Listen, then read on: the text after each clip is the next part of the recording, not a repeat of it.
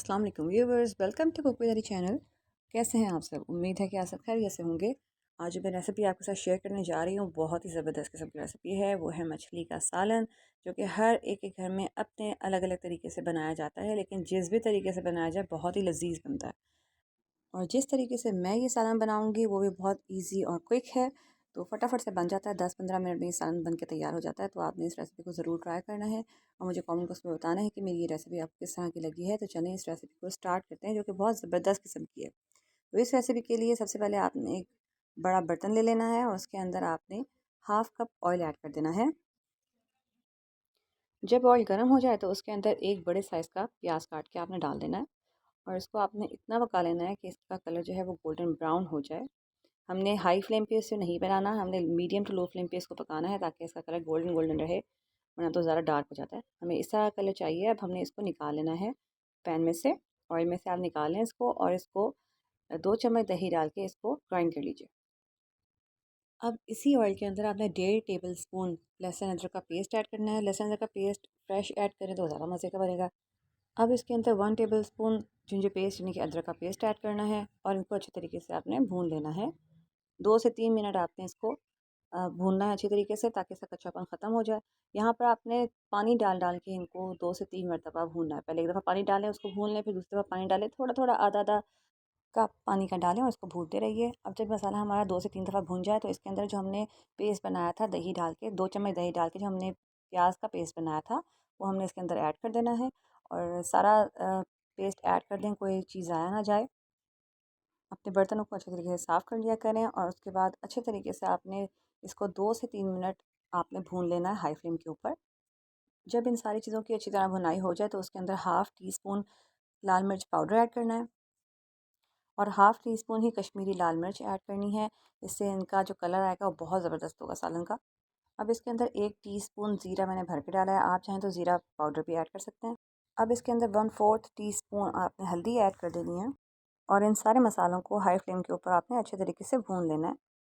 जब सारे मसाले अच्छे तरीके से इसके अंदर भून जाएं तो आपने आधे आधा सिप डालकर पानी का और उसको अच्छे तरीके से 2 से 3 दफ़ा इसको भुनाई कर लें। मसाले की सिर्फ भुनाई करनी है, इसमें आपके 5 से 10 मिनट लग सकते हैं।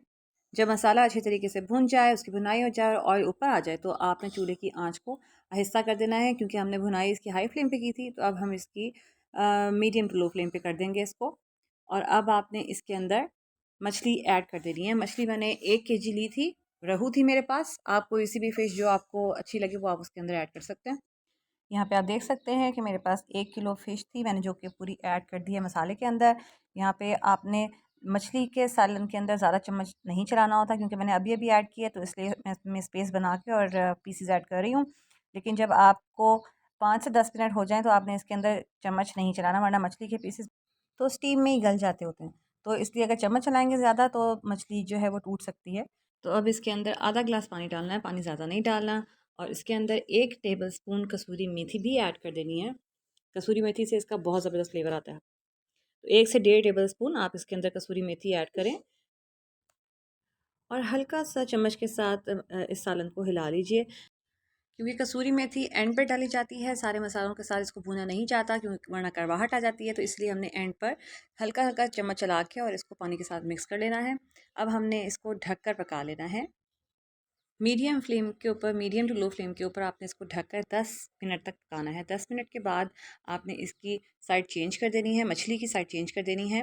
यहाँ पे आप देखिए कि मैंने इसको हिलाया है, पैन को हिलाया है, मैंने चम्मच यूज़ नहीं किया अभी। और अब मैं चिमटे की मदद से सिर्फ मछली के पीसेस उठा के और उसको टर्न करूँगी। और यहाँ भी 10 मिनट या 5 मिनट, जितना आपकी मछली को रिक्वायर्ड हो उतना आपने इसको पका लेना है मीडियम टू लो फ्लेम के ऊपर।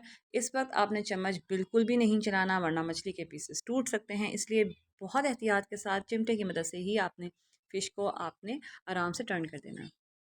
जब मछली के सारे पीसेस टर्न कर दें तो आप इसको फिर से उसी फ्लेम के ऊपर, मीडियम टू लो फ्लेम के ऊपर आप इसको 10 मिनट पकने दें। आपने यहाँ पे अंदाज़ा लगा सकते हैं इसको देख कर कि बिल्कुल आंच बिल्कुल आहिस्ता है, हाई फ्लेम के ऊपर आपने नहीं पकाना।